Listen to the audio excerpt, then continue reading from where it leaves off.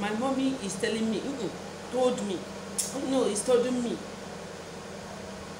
My mommy is telling me.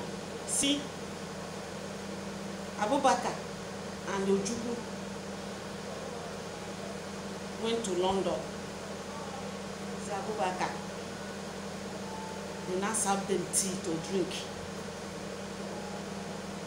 Ojukwu, Abubakar want them a cup. Which are tea. Shebi tea.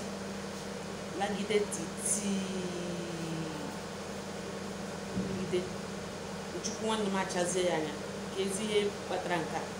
Onye nka na alazi ka onye ife kwuru n'isi. Ife kwuru Ojukwu want them n'ọnụ.